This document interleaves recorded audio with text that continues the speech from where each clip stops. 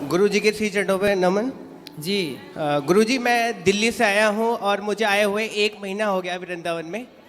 गुरुजी, कारण ये रहा कि मेरी जो धर्मपत्नी है मेरे साथ में है। ये छोटी छोटी गुरुजी हर परिवार में छोटी छोटी बातें होती हैं और अपने घर बता देती है। और हमारी जो सासू माँ है गुरुजी, वो उस बात का बतंगड़ बना के पेश करती हैं। और जब बात होती है मैं इससे कहता हूँ कि कम बात कर, लेकिन मेरे पीठ पीछे ये बात कर लेती है। और जैसी ही बात होती है गुरुजी, बात का बतंगड़ बन जाता है। और गुरुजी, बात का बतंगड़ ऐसा बना कि एक दिन मेरे ससुराल पक्ष से पूरे के पूरे गुंडे लोग आए और गुरुजी मेरे घर में टीवी तोड़ गए, मुझे पीट गए। और गुरुजी मेरे सिस्टर के बारे में अनाप शनाप बक के गए, मेरी फैमिलीज के बारे में अनाप शनाप बक के गए।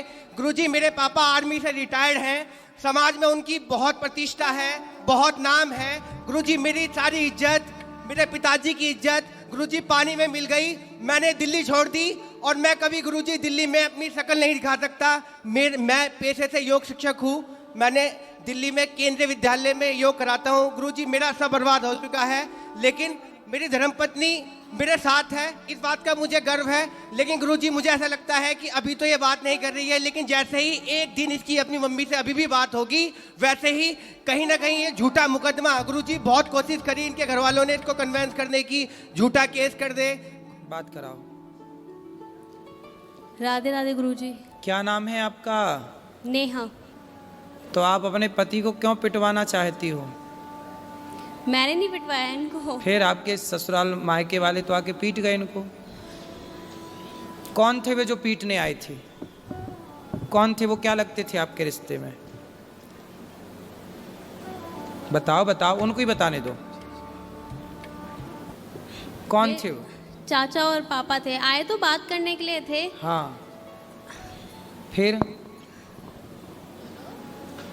बताओ बताओ। गुरुजी, बात हुई, इसके चाचा ने मुझे फ़ोन किया और कह रहा नेहा से बात कराओ, आपने उसे मारा पीटा है। आप इनसे बात कराओ। बेटा देखो, पिता कब तक काम आएगा और चाचा कब तक काम आएंगे।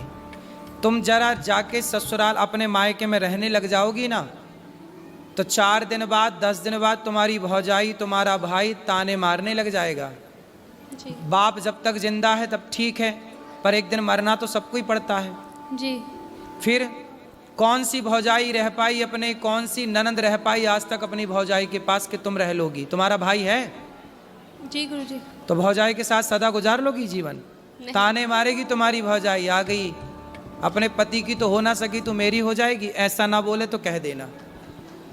बेटा, नारी का पति ही सब कुछ है ना। तुम्हारे पिता ने तुम्हारा दान कर दिया, कन्यादान, अब तुम्हारा पति ही सब कुछ है। और पति को अपने मायके वालों से पिटवाओगी, यदि ऐसा कुछ हुआ तो बहुत गलत जाएगा मैसेज।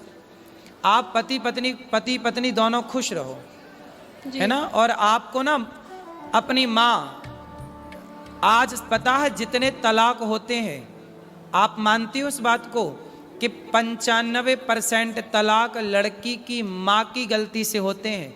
पता नहीं लड़की की माँ, लड़कियों से मोह भंग ही नहीं होता। जब इतनी बात करनी थी तुम्हारी माँ को तुमसे, तो फिर ब्याह ही क्यों किया? घर पे ही रखती अपने बात, दिन रात करती तुम बात, क्या दिक्कत थी? क्यों ब्याह किया फिर? रुको बेटा रुको, तुम लियो। इसका मतलब ये हुआ, आप मानती हो उस बात को कि बहुत सारी माताओं की गलती से, माँ की गलती से बेटियों का तलाक हो जाता है? जी। आप मानती हो? हाँ। उसमें से एक आप भी हो। आपकी जो माँ है ना, माँ कैसी होनी चाहिए? अरे माँ ऐसी होनी चाहिए कि पति पत्नी में लड़ाई हो तो माँ कहे कि बेटा ये तो सबके घर होती है, इस धरती पे ऐसा कौन पति पत्नी है जिसमें कभी लड़ाई झगड़ा ना हुआ हो? जी। सबके होता है। इसका मतलब ये थोड़ी कि माँ तुमको बोला आजा बेटा मैं देखती हूँ दामाद को मैं पिटवाऊंगी। अरे माता सती अपने पिता के घर चली गई थी, दक्ष प्रजापति के घर, और वहां पर देखा कि मेरे पति का अपमान हो रहा है, तो माता सती सहन ना कर पाई। एक अच्छी स्त्री वो होती है जो कभी अपने पति का अपमान ना करती ना कराती। वो कैसी पत्नी जो अपने पति को अपने पिता और अपने चाचा से पिटवाए? तुम्हारे पिता बिल्कुल धर्म का ज्ञान नहीं रखते क्या? अनपढ़ है क्या? अरे दामाद का पांव पूजा है, जिसका मंडप के नीचे पांव पूजा है, उसे मारने का सोच भी कैसे सकते हैं? थोड़ा रिश्तों में मर्यादा भी तो रखनी चाहिए ना बेटा। ऐसे थोड़ी गुस्साई तो हाथ किस पे उठा रहे हैं ये भी तो सोचना चाहिए।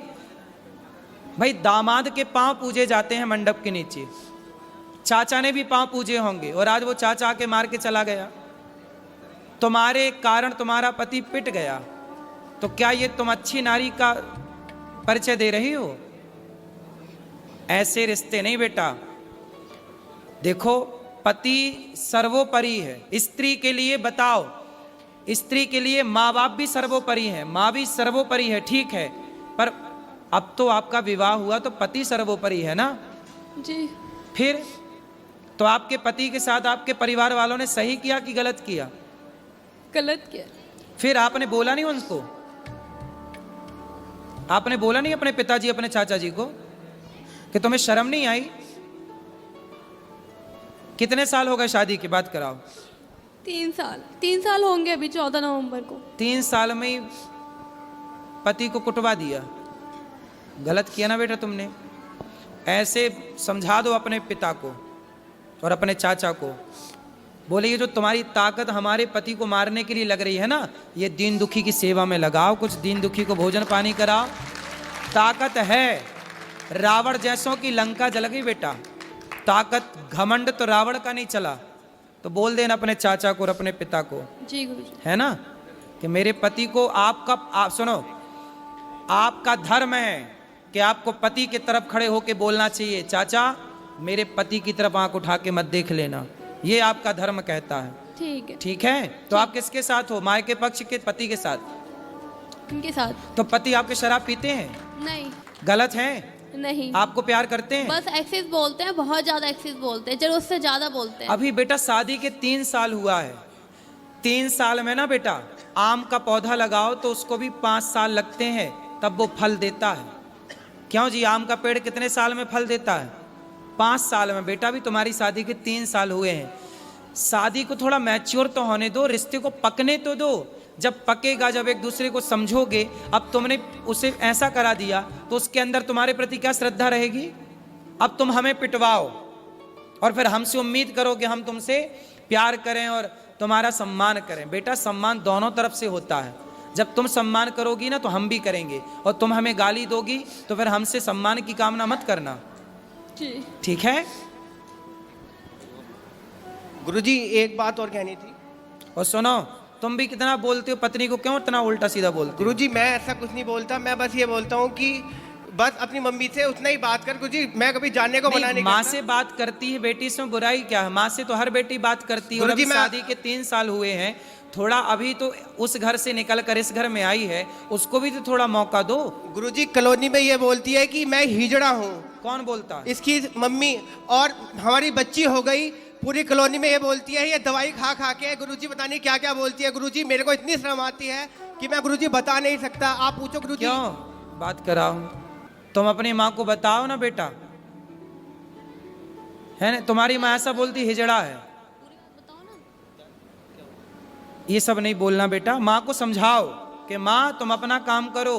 गुरुजी मैं आपसे एक बात पूछना चाहती हूँ कि क्या कोई माँ बाप ये चाहेंगे मेरी लड़की का घर टूट जाए?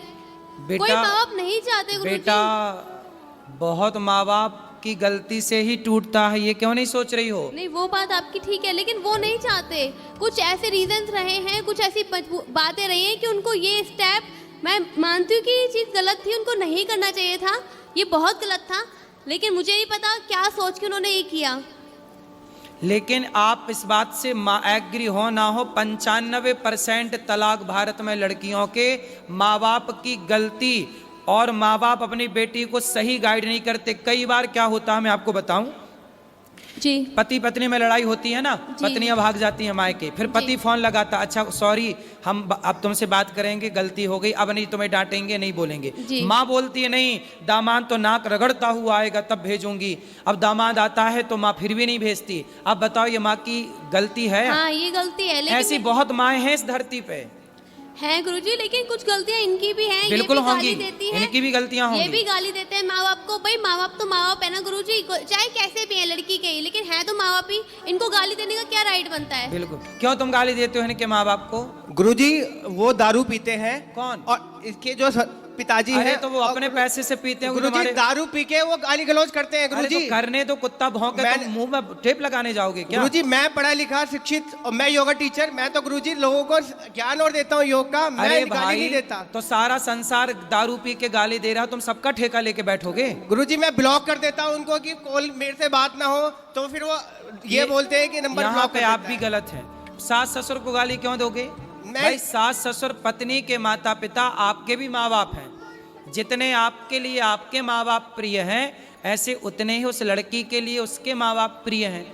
इसलिए हर लड़की को अपने माँ बाप से प्यार है, हर लड़के को अपने माँ बाप से प्यार है। इसमें बुराई क्या है? और आप कौन होते हैं उनके माँ बाप को गाली देने वाले? नहीं गुरुजी, मैंने कभी स्टार्टिंग में कभी कुछ नहीं बोला। वो फोन करते हैं, बेटी से बात करा, मैं कराता हूँ, फिर दामाद से बात करा, और एकदम से आप शब्दों का यूज करने लगते हैं गुरुजी। कोई बात नहीं, वो भी तो तुम्हारे माँ बाप हैं। जैसे माँ बाप की दो डांटें सुन लेते हो, सुन लिया करो। रिश्ते थोड़ा सहनशीलता से चलते हैं। दो बातें तुम सुन लो, तुम काहे इतना हाइपर हो जाते हो? दो बात तुम्हारी सुनने की क्षमता नहीं है। अरे पत्थर को छेनी और हथौड़ों की चोट पड़ती है, तभी वो पत्थर गुरुजी, मैं भगवान बन के पूजता है। गुरुजी दो मैं बात- होली पे गया, होली पे उन्होंने फोन करके बुलाया, मैं अपने दोस्त को लेके गया ससुराल के अंदर, और गुरुजी मेरे दोस्त के आगे उन्होंने गालियां देना चालू किया। सब छोड़ो, अब प्रेम से रहो तुम दोनों, है ना? और आपस में बिल्कुल ना लड़ना। ठीक गुरुजी, राधे राधे गुरुजी।